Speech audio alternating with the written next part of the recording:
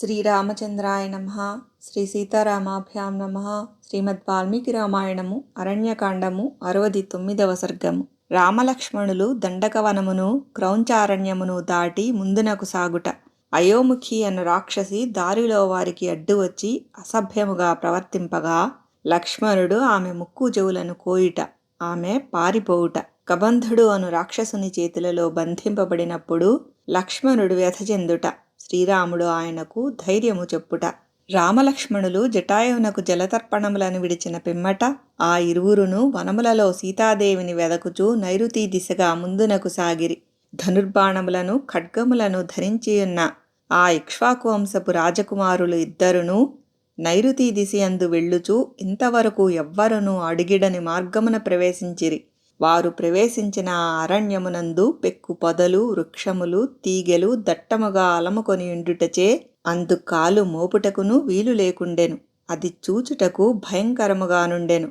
అందు పెద్ద పులులు, సింహములు సంచరించుచుండెను. మిక్కిలి పరాక్రమవంతులైన ఆ రాజకుమారులు ఆ భీకరారణ్యమును దాటి వేగముగా పురోగమించిరి. తేజోమూర్తులైన ఆ రామలక్ష్మణులు దండకారణ్యము నుండి 3 క్రోసుల దూరము పయనించి దట్టమైన క్రౌంచారణ్యమునకు చేరిరి.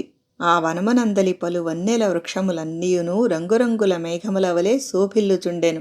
బాగుగా వికసించిన పువ్వులతో నిండి ఆ అరణ్యము కళకళలాడుచుండెను. అది వివిధ జాతుల పక్షులతో, సర్పములతో, మృగములతో నిండియుండెను. సీతావియోగ దుఃఖముతో కృశించియున్న ఆ ఇరువురును వైదేహీ జాడకై అక్కడక్కడ ఆగుచూ ఆ వనమంతయును గాలించిరి. పిమ్మట ఆ సోదరులిద్దరును క్రౌంచారణ్యమును దాటి 3 క్రోసుల దూరము నడిచిన పిమ్మట వారు ఒక వనమును చూచిరి. అది క్రౌంచాటవికిని మతంగాశ్రమమునకు మధ్య గలదు. మతంగాశ్రమమునకు తూర్పున గల ఆ దట్టమైన వనము క్రూర మృగములతో, పక్షులతో నిండి భీకరముగా నుండెను. మరియు ఇతర జంతువులను ఆ వనమునందంతటను సంచరించుచుండెను. అచట వారికి ఒక గుహ కనబడెను. పాతాళలోకము వలె గంభీరమై ఉన్న ఆ గుహ ఎల్లప్పుడూను చిమ్మ చీకట్లతో నిండియుండును. ఆ నరశ్రేష్ఠులు గుహ కడకు చేరగా దానికి సమీపముననే వారికి మిక్కిలి స్థూల శరీరము గల ఒక రాక్షసి కనబడెను. వికృతముగానున్న దాని ముఖమును జూచి చిన్న జంతువులన్నీయును మిక్కిలి భీతిల్లుచుండెను. వ్రేలాడుచున్న పొట్టతో, తీక్షణములైన కోరలతో, కర్కశముగా ఉన్న చర్మముతో అది చూచువారికి భయమును గొల్పుచుండెను. చింపిరి జుట్టుతో, అతి స్థూల కాయముతో ఒప్పుచూ పెద్ద పెద్ద మృగములను భక్షించుచున్న ఆ రాక్షసిని రామలక్ష్మణులు జూచిరి. అంతటా ఆ రక్కసి ఆ వీరులను సమీపించి ముందు భాగమున నడుచుచున్న లక్ష్మణుని తన చేతులలోనికి తీసుకొని రమ్ము క్రీడింతము అని పలుకుచూ అతని చేతులను పట్టుకొనెను. పిమ్మట ఆమె సౌమిత్రితో, ఓ యువకుడా, నీ అదృష్టము వలన నీకు నేను లభించితిని. నీవు నాకు ప్రియుడవు. నా పేరు అయోముఖి. నాథా, ఓ వీరా, పర్వత శిఖరముల మీదను నదీ తీరముల యందలి ఇసుక తిన్నెలపైనను జీవితాంతము వరకును నాతో గూడి రమింపుము అని పలికెను. అంతటా అరిశోధనుడైన లక్ష్మణుడు కుపితుడై ఖడ్గమును తీసుకొని ఆ రక్కసి యొక్క ముక్కు చెవులను, స్తనములను కోసివేశెను. ముక్కు చెవులు తెగిపోగా భయంకర స్వరూపము గల ఆ రాక్షసి వికృత స్వరముతో పెడబొబ్బలు పెట్టుచూ వచ్చిన త్రోవనే పరుగులు తీసెను. ఆ రక్కసి వెళ్ళిపోయిన పిమ్మట శత్రు సంహార సమర్థులైన రామలక్ష్మణులు ఇద్దరును ముందుకు నడచుచూ ఒక కీకారణ్యమునకు చేరిరి. మహా తేజస్వియు, మిగుల బలశాలియు, ఉత్తమ శీలము గలవాడును, పవిత్రుడును అయిన లక్ష్మణుడు మిక్కిలి పరాక్రమవంతుడైన అన్నకు నమస్కరించి ఆయనతో ఇట్లు నుడివెను. అగ్రజ, నా ఎడమ భుజము అదురుచున్నది. నా మనస్సు తత్తరపడుచున్నది. ఇంకనూ అనిష్ట సూచకములైన పెక్కు అపశకునములు గోచరించుచున్నవి. ఆర్యా, ఈ అపశకునములన్నీయును ఇప్పుడు నాకు ఏదో ఆపద రానున్నట్లు తెలుపుచున్నవి.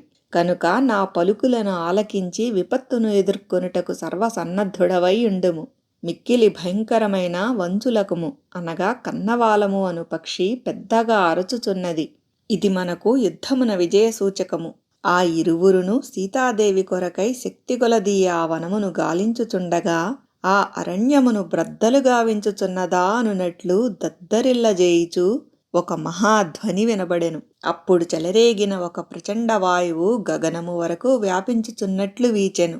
ఆ వనము నుండి బయల్వెడలిన శబ్దము అంతరిక్షము వరకు ప్రతిధ్వనించెను. ఈ శబ్దము ఎక్కడి నుండి వచ్చినది అని దానిని గూర్చి తెలిసి కొనగోరిన వాడై శ్రీరాముడు లక్ష్మణునితో గూడి కొంత ముందుకు నడచెను. పిమ్మటాతడు దూరమున గల పొదయందు మహాకాయుడైన ఒక రాక్షసుని గాంచెను. అతని వక్షస్థలము విశాలముగా నుండెను. పిమ్మట ఆ ఇద్దరును తమ ఎట్ట ఎదుట కనబడుచున్న కబంధుని చూచిరి. ఆ మహోన్నతకాయుని తల మెడ కనబడకుండెను. ముఖము ఉదరభాగమున నుండెను. అతని శరీరమంతయు నిక్కబొడుచుకొని మొనదేలియున్న వెంట్రుకలతో నిండియుండుటచే అతడొక మహాగిరివలే కన్పట్టుచుండెను. నల్లని మేఘము వలె రౌద్రాకారము కలిగియుండెను. అతని స్వరము మేఘగర్జన వలె దడ పుట్టించుచుండెను. అతని లలాటము వక్షస్థలమున ఉండెను. అందు విశాలమై ఒకే ఒక కన్ను ఉండెను. దాని రెప్ప వెంట్రుకలు పచ్చని రంగు కలిగియుండెను. అతని నేత్రము అగ్నిజ్వాల వలె భయంకరముగా ప్రకాశించుచుండెను. అది దూరమున గల వస్తువులను సైతము చూడగలదు. అతని కోరలు పొడవైనవి. అతడు పదే పదే నాలుకతో చప్పరించుచుండెను. ఆ కబంధుడు మిక్కిలి క్రూర జంతువులైన ఎలుగుబంట్లను, సింహములను, పెద్ద పులులను, ఏనుగులను భక్షించుచుండెను. అతని 2 భుజములను యోజనము వరకు వ్యాపించియుండెను. అట్టి చేతులతో అతడు ఎలుగుబంట్లను, పక్షుల గుంపులను, మృగములను లాగికొనుచుండెను.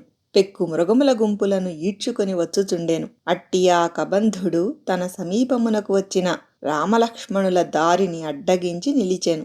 అంతటా ఆ ఇరువురును ఒక క్రోసెడు దూరము ముందునకు నడిచి తమకెదురుగా మహాకాయము గలిగి మిగుల భయంకరముగానున్న కబంధుని చూచిరి. ఆ రాక్షసుడు తన 2 చేతులతోడను మృగములను లాగుకొనుచుండెను. శిరస్సు లేకుండా కేవలము మొండెముతో ఉన్న అతని ఆకారము చూచుటకు ఘోరముగానుండెను.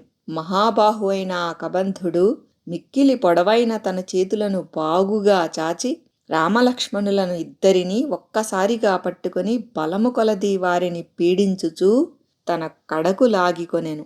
మహా తేజోమూర్తులు మిగుల బలశాలురు అయిన అన్నదమ్ములు ఖడ్గములను ధనుర్బాణములను ధరించియుండిరి. అతడు వారిని అట్లు లాగుచుండగా ఆ ఇరువురును స్పృహను కోల్పోయిరి. అప్పుడు మహాసూరుడైన శ్రీరాముడు ధైర్యముతో ఏమాత్రము వ్యధ చెందలేదు. కాని బాలుడైన లక్ష్మణుడు మాత్రము తనకు సర్వదా అండగా నుండెడి అన్నగూడా రక్కసుని చేతిలో చిక్కుపడుట వలన ధైర్యమును కోల్పోయి మిక్కిలి వ్యధ చెందెను. విషన్నవదనుడయ్యున్న సౌమిత్రి అన్నతో ఇట్లు నుడివెను. మహావీరుడవైన ఓ రామచంద్ర, రాక్షసుని చేతులకు చిక్కి నేను అసక్తుడనయ్యుంటిని. నన్ను గూర్చి ఆలోచింపక, అనగా నన్ను ఆదుకొనుటకై ఆగిపోక, ఈ రాక్షసుని బారి నుండి నీవు బయటపడుము. నన్ను ఈ రాక్షసునకు ఆహారముగా చేసి నీవు వెంటనే హాయిగా వెళ్ళిపొమ్ము. త్వరలోనే నీవు సీతాదేవిని పొందగలవని నేను తలంచుచున్నాను. ఓ కాకుస్తా రామా, తాత ముత్తాతల నుండి మనకు సంక్రమించిన కోసల రాజ్యాధికారమును తిరిగి నీవు పొందుము. ఆ రాజ్యపాలనలో మునిగిపోయినను నన్ను మాత్రము ఎల్లప్పుడూ గుర్తుంచుకొనుము. లక్ష్మణుడు ఇట్లు పలికిన పిమ్మట శ్రీరాముడు అతనిని ఓదార్చుచూ ఇట్లనెను. నాయనా ఓ వీరా, నీవు ఏమాత్రమూ భయపడకము. నీ వంటివాడు ఇట్లు కలత చెందరాదు సుమా. ఇంతలో క్రూరుడు దానవశ్రేష్ఠుడు అయిన కబంధుడు పెద్దగా గర్జించుచు, అనగా మహాధ్వనియొనర్చుచు సోదరులైన రామలక్ష్మణులను ఇట్లు అడిగెను. ఓ యువకులారా, వృషభములకు వలె బలిష్ఠములైన మూపులు గల మీరు ఎవరు? ధనుర్బాణములను మహాఖడ్గములను ధరించి ఇచటికి ఎలా వచ్చితిరి? ఇది ప్రమాదకరమైన ప్రదేశము. మీరు నాకు ఆహారమగుటకే ఇటు వచ్చినట్లున్నారు. మీరు ఇక్కడికి వచ్చిన పని ఏమో తెలుపుడు. ఆకలితో నకనకలాడుచున్న నాకు ఆహారమగుటకే మీరు ఇచ్చటికి వచ్చితిరి. వాడి అయిన కొమ్ములు గల కోడెల వలెనున్న మీరు ధనుర్బాణములను ఖడ్గములను ధరించియుంటిరి. మీరు ఇటు వచ్చి నా నోటికి చిక్కితిరి. ఇక మీ జీవితములు ముగిసినట్లే. దుష్టబుద్ధి అయిన ఆ కబంధుని మాటలు వినిన పిమ్మట శ్రీరాముడు విచారవదనుడై లక్ష్మణునితో ఇట్లు పలికెను. తిరుగులేని పరాక్రమము గల ఓ సౌమిత్రి, ఎంతగా వెదికినను సీతాదేవి కనబడలేదు. పైగా ఆమె జాడ తెలియకముందే ఇప్పుడు మన ప్రాణములకే ముప్పు ఏర్పడినది. ఒకదాని తరువాత మరి ఒకటిగా దారుణమైన కష్టములు మనలను వెంటాడుచున్నవి. ఎంతటి వారికైనను కాలప్రభావము అధిగమింపరానిది సుమా. ఓ నరశ్రేష్ఠ, ఈ కష్టపరంపరలు నిన్నును నన్నును ఎట్లు ఆవరించుచున్నవో చూడుము. తమ్ముడా, ఇసుకతో కట్టిన అడ్డుకట్టలు ఎంతటివైనను అవి నీటి వేగమునకు కూలిపోక మానవు. అట్లే పరాక్రమవంతులు, బలశాలురు, అస్త్రవిద్యలలో ఆరితేరిన వారు కూడా కాలమునకు వసులై కష్టముల పాలగుదురు. ఎట్టి ప్రాణులనైనను శాసించుటకు దైవమునకు కష్టముగాదు. చెక్కు చెదరని పరాక్రమము గలవాడు, మిక్కిలి వాసికెక్కినవాడు, ప్రతాపవంతుడు అయిన శ్రీరాముడు పౌరుషముతో ఉత్తేజితుడైన లక్ష్మణుని చూచి తన మనస్సును దిటవు చేసుకొనెను. వాల్మీకి మహర్షి విరచితమై ఆది కావ్యమైన శ్రీమద్ రామాయణమునందలి అరణ్యకాండమునందు ఇది 69వ సర్గము.